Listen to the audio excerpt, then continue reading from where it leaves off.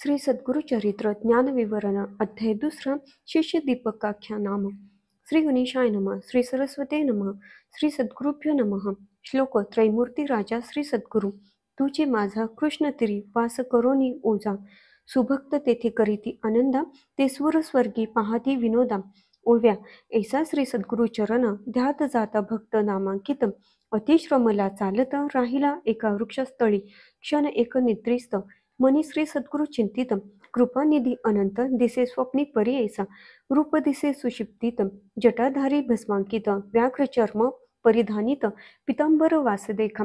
एवुनी योगेश्वरू जवळी भस्म लाविले कपाळी अश्वासुनी तयावेळी अभयकर देत असे इतुके देखुनी सुशिप्तित चेतन झाला नामांकित चारी दिशा अवलोकित विस्मय करीत वेळी मूर्ती देखील सुशिप्तित तेची ध्यातसे मनात पुढे निघाला मार्ग क्रमित प्रत्यक्ष देखे तैसाची देखून योगीशा ते करीत झाला दंडवत कृपा भाकी करुणा वक्र तारी तारी म्हणत असे जय जय योगाधीशा अज्ञानतम विनाशाम तुझी ज्योती प्रकाशा कृपानिधी सिद्ध मुनी तुझे दर्शन विशेष गेले माझे दुरित दोष तू तारक आम्हास म्हणून आलासी स्वामिया कृपन भक्ता लागुनी येणे झाले कोठोनी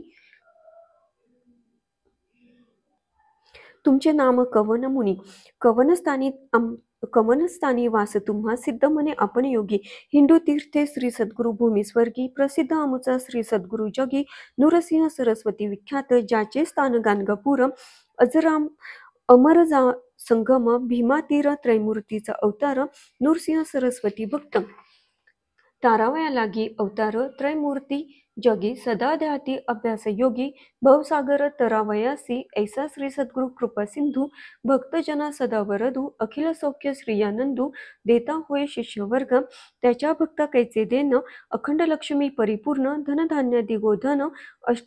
अष्टेश्वर नांदती ऐसे म्हणे सिद्ध मुनी ऐकोनी विनवी नामकरणी आम्ही असतो सदा ध्यानी तया श्री सद्गुरु यतीचे ऐसी कीर्ती ब्रीद ख्याती सांगत असे सिद्ध यती वंशोवंशी करीती भक्ती कष्ट आम्हा केवी पाहे तू तारक आम्हासी म्हणून माते भेटलासी संहार करोनी संशयासी निरोपावे स्वामीय सिद्ध म्हणे तैवेळी एक शिष्या स्तौम मोळी श्री सद्गुरु कृपा सूक्ष्मस्थूळी भक्तवत्सल परी ऐसा श्री सद्गुरु कृपा होय ज्यास दैन्य दिसे कैचे त्यास समस्त देवत्यासी वश कळी काळासी जिंके नर ऐसी वस्तू पूजुनी दैन्य वृत्ती सांगसी जानी नसेल दृढ तुझे मनी म्हणून कष्ट भोगीत असे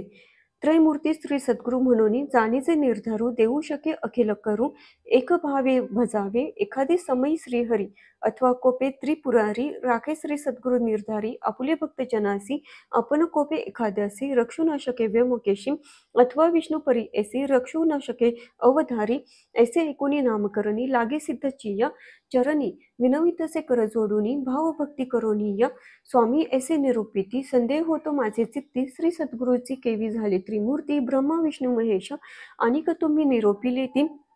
विष्णु रुद्र जरी कोपती राखू शके श्री सद्गुरु निश्चिती श्री सद्गुरु कोपिलिया न राखे कोणी हा बोल असे कवनाचा कवनशास्त्र पुराणीचा संदेह फेडिका मनाचा जेणे मन दृढ होय येणे परी नामकरणी सिद्धाची पुसे वंदोनी कृपानिधी संतोषोनी सांगत असे परी ऐसा सिद्ध मनी शिष्यासी तुवा पुसले आम्हासी वेद वाक्य साक्षीसी सांगेरे एक एक चित्ते वेदचारी उत्पन्न झाले ब्रह्मयाचे मुखे करुनी त्याची 5व पुराण अष्टदश विख्यात तया अष्टदंशात ब्रह्मवाक्य असे ख्यात पुराण ब्रह्मवैवर्त प्रख्यात असे त्रिभुवनी नारायण विष्णुमूर्ती व्यास झाला द्वापरांती प्रकाश केला आहे क्षिती ब्रह्मवाक्य विस्तार तया व्यासापासून एकीचे समस्त ऋषीजनी तेची कथा विस्तारोनी सांगेन एका एकचित्ते चतुर्मुख ब्रह्मयासी कलियुग पुसे हर्षी श्री सद्गुरु महिमा विस्तारेसी ब्रह्मदेवे निरूपिला ऐसे म्हणता नामकरणी पुनरपी सिद्धासी नमुनी विनवितसे कर्तव्य जोडूनी भावभक्ती करोनिया म्हणे सिद्ध योगेश्वर अज्ञान तिमीर भास्कर तू तारक भवसागरा भेटलासी कृपा सिंधू ब्रह्मदेव कलियुगासी सांगे केवी कारणेसी अत्यंत विस्तारेसी निरोपीजे स्वामिया एक शिषा एक चित्ता जधी प्रळयो झाला होता अधिमूर्ती निश्चिता होता वट पत्रशयनी अव्यक्त मूर्ती नारायण होता वटपत्रशयनी बुद्धी उपजे चेतन